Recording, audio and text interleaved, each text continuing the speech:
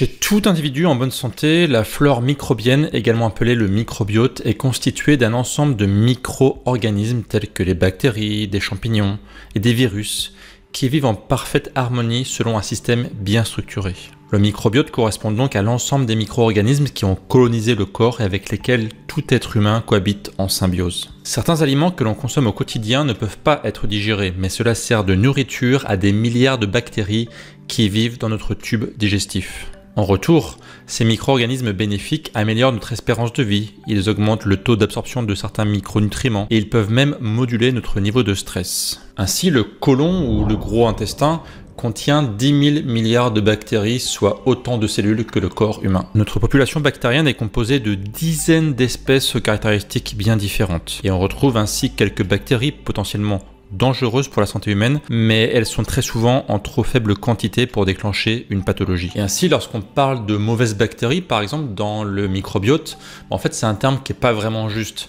En fait, les mauvaises bactéries, ce sont juste des bactéries qui doivent rester en nombre limité. Et comme très souvent dans le corps humain, en fait, c'est une histoire d'équilibre. Et lorsque cet équilibre est rompu, par exemple dans le microbiote intestinal, lorsque certaines bactéries deviennent prédominantes, c'est là qu'on va parler de dysbiose. En fait, la présence de certaines bactéries vont empêcher le développement d'autres bactéries. C'est une sorte de guerre des clans. C'est un peu le Game of Thrones qui se passe directement dans votre intestin. Divers éléments peuvent venir perturber votre équilibre intestinal, comme par exemple des médicaments, notamment les antibiotiques, des infections virales, bactériennes et parasitaires, un déficit immunitaire, une mauvaise alimentation et bien sûr le stress. Alors dans cette vidéo, j'aurais pu vous parler de signes classiques qui indiquent que vous avez une dysbiose, comme par exemple des ballonnements, des gaz, de la diarrhée, de la constipation.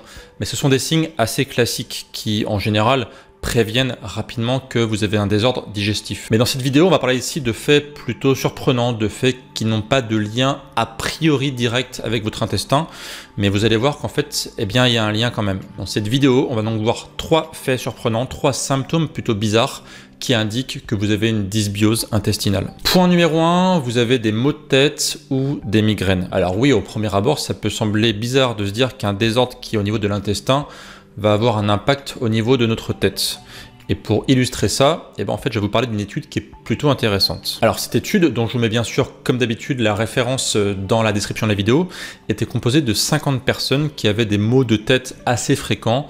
On parle d'à peu près au minimum 15 migraines, 15 maux de tête minimum par mois. Ce qui est intéressant dans cette étude, c'est que c'est une étude randomisée en double aveugle, c'est-à-dire qu'on va avoir une séparation des sujets en deux et on va donner à la moitié un effet actif, donc ici en l'occurrence on va le voir un probiotique, et à l'autre un placebo, autrement dit une substance qui n'a absolument aucun impact sur le corps humain. Et ni les sujets ni les médecins donc expérimentateurs ne sont au courant de qui va recevoir le placebo, de qui va recevoir la substance active. Donc c'est une façon très propre, très structurée, très scientifique de savoir si une substance active est vraiment active et s'il n'y a pas des biais cognitifs qui viennent perturber l'expérience. Donc comme j'expliquais, la moitié des personnes ont reçu un probiotique, donc autrement dit un petit médicament qui contient des souches bactériennes qui vont venir donc ensemencer le microbiote intestinal des sujets. Et ce qui est super intéressant, c'est que les personnes qui donc ont reçu le probiotique ont eu des effets plutôt intéressants sur leur santé. Par rapport au placebo, la fréquence des crises de migraine chronique a diminué de 45% chez les personnes ayant reçu le supplément de probiotique et l'intensité des migraines a également été diminuée de 30%. Et point intéressant, les personnes donc, qui suivaient un traitement médicamenteux donc, pour diminuer les symptômes de la migraine, et bien suite à la prise de ces probiotiques, ont vu en fait leur posologie diminuer. Alors comment on peut expliquer le lien entre intestin et ce qui se passe dans la tête? L'association entre migraine et troubles gastro-intestinaux peut s'expliquer entre autres par une augmentation de la perméabilité intestinale, ce qui provoque une fuite de composés toxiques dans le sang, déclenchant ainsi une inflammation et de possibles crises de migraine. J'explique assez souvent cette notion de perméabilité intestinale dans mes vidéos, pour faire très simple. Votre paroi intestinale donc, est composée donc, de différentes couches de cellules et lorsque ces cellules sont abîmées, ou plus particulièrement on va le voir, il y a une couche de mucus qui protège les cellules superficielles, eh bien, des substances peuvent passer dans votre sang et ces substances en fait vont déclencher des effets liés notamment à votre système immunitaire. Ça va déclencher l'apparition de composés qui sont pro-inflammatoires et ces composés pro-inflammatoires vont se retrouver dans l'ensemble de votre corps. Alors cette perméabilité intestinale, aujourd'hui, on sait l'expliquer encore plus précisément à cause d'un déficit en butyrate. Le point important, c'est que les acides gras à chaîne courte, comme le butyrate, sont fabriqués par les bactéries de l'intestin grâce à la fermentation des fibres alimentaires, ce qu'on appelle les prébiotiques. Alors les prébiotiques, j'en parle très souvent sur ma chaîne, c'est en grande partie les fibres végétaux que vous consommez, qui ne vont pas être digérés par votre système digestif habituel, mais qui au contraire vont venir nourrir vos bactéries intestinales. Le butyrate donc est ensuite métabolisé et sert de substrat énergétique pour les cellules de la paroi intestinale. Sans ce précieux nutriment, les cellules du côlon dépérissent et ne produisent plus suffisamment de mucus, cette couche protectrice qui constitue une barrière physique contre les micro-organismes et les substances nocives qui circulent dans votre intestin. Différentes études montrent que le butyrate inhibe des cytokines pro-inflammatoires et inversement stimule des cytokines anti-inflammatoire. On peut donc dire que le butyrate, qui est sécrété par vos bactéries intestinales, est ainsi un composé vraiment anti-inflammatoire. Donc on a compris que à cause de composés plutôt pro-inflammatoires qui circulent dans votre corps, lorsque ces composés arrivent dans le cerveau, ça peut provoquer des dysfonctionnements qui vont se manifester par des migraines ou des maux de tête. Deuxième point, une dysbiose peut emmener des problèmes dermatologiques comme de l'eczéma ou du psoriasis. Alors là, pareil, on pourrait se dire, attends, c'est quoi le rapport entre ce qui se passe dans mon intestin et ce qui va se passer sur ma peau? Et en fait, depuis quelques années, les preuves s'accumulent pour souligner l'existence d'un lien entre l'intestin et la peau, qu'on appelle l'axe intestin-peau. Voire même aujourd'hui, on parle d'axe intestin-cerveau-peau pour montrer à quel point ce qui se passe dans votre intestin a un impact sur l'ensemble de votre corps. Comme vous pouvez le voir sur ce tableau, on sait déjà que beaucoup de molécules produites dans votre intestin ont un impact sur votre peau. Il y a donc véritablement un lien entre ce qui se passe dans votre intestin et ce qui se passe sur votre peau. On voit par exemple que les acides gras à chaîne courte produits par la fermentation des fibres par le microbiote intestinal seraient impliqués. Ils modifieraient la prédominance de certains micro-organismes ou certains profils microbiens au niveau de la peau. Et comme on le voit, les acides gras à chaîne courte ont un effet anti-inflammatoire sur la peau. Ok, donc revenons à notre dysbiose. Comme on l'a vu pour les problèmes liés au cerveau, une perméabilité intestinale va donc augmenter l'inflammation du corps. À cause de cet intestin perméable, des toxines, bactéries et micro-organismes peuvent intégrer le reste du corps. Nos défenses immunitaires sont alors mobilisées pour les éliminer, causant ainsi une inflammation encore plus globale. Ces toxines et bactéries qui n'ont rien à faire dans le corps peuvent alors se retrouver au niveau de la peau, qui s'en retrouvent déséquilibrées. En fait, comme vous le voyez, c'est vraiment un problème inflammatoire. Tout a commencé dans l'intestin et par un effet cascade, cela entraîne de l'inflammation au niveau de la peau. En fait, un déséquilibre intestinal va emmener un déséquilibre cutané. Comme vous le voyez, c'est toujours une histoire d'équilibre. Et on remarque encore une fois, comme pour les problèmes de maux de tête qu'on a vu tout à l'heure, qu'une complémentation par exemple en probiotiques peut aider à avoir des résultats super intéressants, comme vous le voyez sur ce schéma.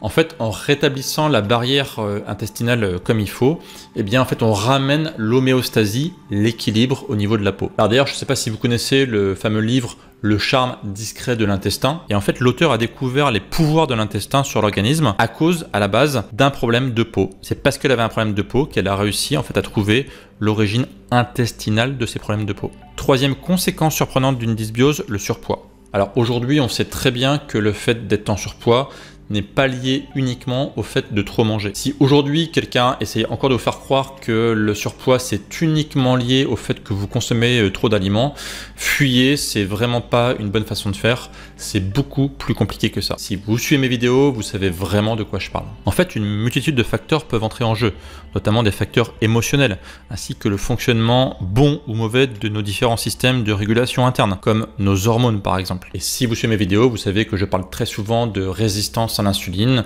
ou de résistance à la leptine par exemple. Et donc, y a-t-il un rapport entre la dysbiose, un déséquilibre microbien au niveau de l'intestin, et des problèmes de poids? En fait, tout a commencé au milieu des années 2000 quand des chercheurs américains se sont rendus compte que la flore bactérienne d'une souris obèse était différente de celle d'une souris de corpulence normale. Et en fait, ils ont remarqué que lorsqu'ils faisaient des greffes de microbiote, entre guillemets, lorsqu'ils échangeaient le microbiote des souris obèses et celle à corpulence normale, en fait, les souris obèses revenaient vers une corpulence normale et les souris qui avaient une corpulence normale pouvaient devenir obèses si on leur implantait le microbiote d'une souris obèse. Alors en fait, chez l'homme, il n'y a pas des expériences aussi claires et nettes que chez la souris, mais il y a beaucoup d'indices qui indiqueraient que le microbiote intervient aussi dans la prise de poids. Quand un microbiote est en bonne santé, il combat les bactéries pathogènes, veille à la bonne digestion, convertit les nutriments en énergie, synthétise les vitamines. Inversement, s'il manque de variété et de densité bactérienne, un cercle vicieux peut s'installer. Par exemple, le microbiote va envoyer des signaux alarmants au cerveau qui en retour stimule le système immunitaire, qui à son tour va attaquer la paroi intestinale,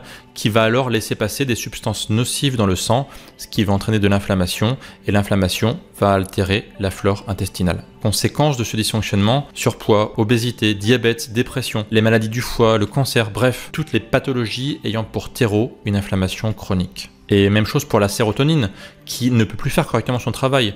On sait aujourd'hui que c'est l'hormone du bonheur. Et ce neurotransmetteur est fabriqué à 80% dans l'intestin, quand il est en bonne santé et que sa barrière est non poreuse. La sérotonine est un modulateur essentiel de la douleur, de la bonne humeur. Lorsque son taux est insuffisant, l'état émotionnel est automatiquement dégradé. S'ensuit alors boulimie, dépression, insomnie qui fait grossir, agressivité, violence, alcoolisme et augmentation des états de douleur chronique. Comme vous le voyez ici, on parle en grande partie d'inflammation chronique qui a son terreau dans l'intestin. Si vous souhaitez rester en bonne santé, il est essentiel d'avoir un intestin en bonne santé. L'intestin est une des sources essentielles de la bonne santé. Si vous souhaitez justement savoir si votre intestin est aujourd'hui en bonne santé, s'il n'y a pas de problème particulier avec votre intestin, on a fait un test chez Bimove qui vous permet en fait en quelques questions de savoir si vous avez éventuellement des problèmes digestifs ou pas, et quoi faire pour les régler. Le test est directement disponible gratuitement dans la description de la vidéo, n'hésitez pas à aller voir, et je vous mets aussi, hop, juste ici, n'hésitez pas à faire cet autotest qui va vous aider à y voir un peu plus clair sur votre santé intestinale. J'ai fait pas mal de vidéos pour vous aider à retrouver un intestin en bonne santé, à avoir un microbiote qui fonctionne bien. Parfois, un petit coup de pouce peut être nécessaire, notamment avec certains compléments alimentaires, et j'ai récemment publié une vidéo sur justement certains compléments alimentaires qui peuvent vous aider à avoir un intestin en bonne santé. Cette vidéo, elle est hop, juste ici, n'hésitez pas à aller la voir, elle sera tout à fait complémentaire par rapport à cette vidéo. Et moi, je vous dis à très bientôt pour d'autres vidéos sur la santé et sur le microbiote intestinal, entre autres. Et d'ici là, bien sûr, prenez soin de vous. Ciao, ciao!